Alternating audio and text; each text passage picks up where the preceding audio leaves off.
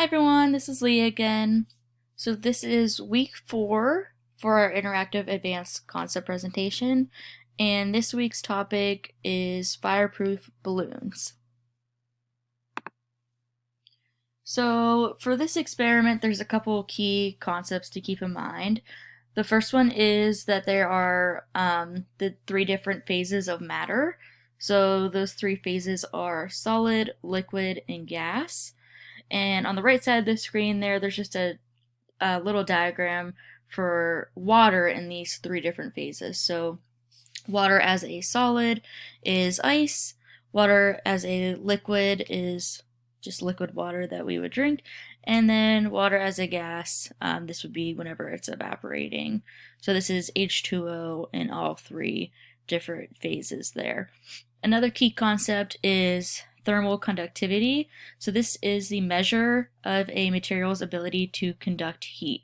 So different materials, different elements, compounds, they will have different thermal conductivity. So some might have a higher thermal conductivity, some might have a lower. So an example at the bottom would be aluminum nitride has a higher thermal conductivity. So this means that the heat will conduct better throughout the material than it would for zirconia on the right. And these 2 things will come into play when we discuss why the experiment happened. So this week's experiment, the materials that you need are balloons, air, water, and a flame.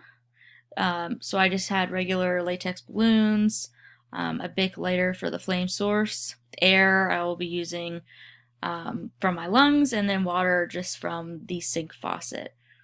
So what we want to do is we want to fill one balloon with air and then place a flame underneath that balloon to see what happens. Then we're going to fill another balloon with water, place a flame under that balloon, and then see what happens differently between the 2 balloons. So one balloon is going to be filled with a gas and one balloon is going to be filled with a liquid. So this was just me performing these steps. So the orange balloon I filled with air, and then I placed a flame under that. The yellow balloon I filled with water just from the faucet, and then I placed the flame underneath that balloon as well. So let's watch what happened when we put the heat source against each balloon. So this first balloon was the one that was filled with air.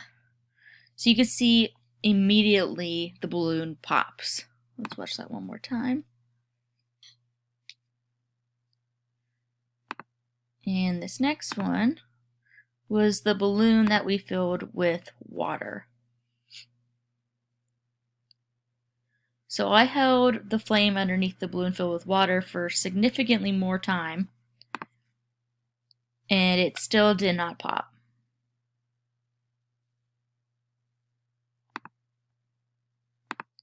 So why did this happen? So the balloon in each situation was the same exact balloon, it was just a different color. So the balloon was made of the same material. I used the same lighter.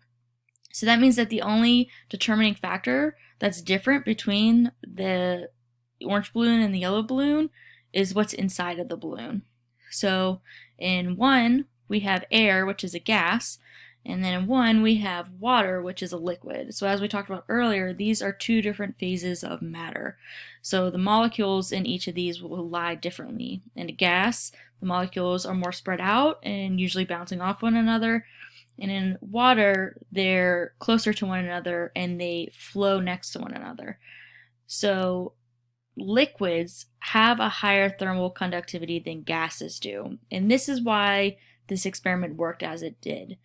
So when we break it down into each balloon, the balloon that was filled with gas, which had a lower thermal conductivity, so the gas cannot conduct heat as well as a liquid can, this causes the flame to stay concentrated, so the heat from the flame to stay concentrated on the latex of the balloon, and then it pops because it causes the latex to melt, and then obviously the balloon pops.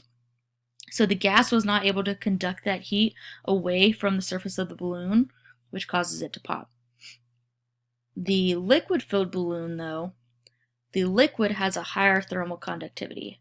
So that liquid in there, the water, that can conduct the heat away from the surface of the balloon a lot faster and a lot more efficiently than the gas could. So when we hold that flame up and we put that heat source against the balloon, that heat is transferred into the water. So the heat does not melt the latex on the balloon, so therefore it doesn't pop. So basically, the idea behind this experiment was the effect that different phases of matter and their thermal conductivity have. So this is a perfect example to see how a higher thermal conductivity would play out against a lower thermal conductivity. Thank you.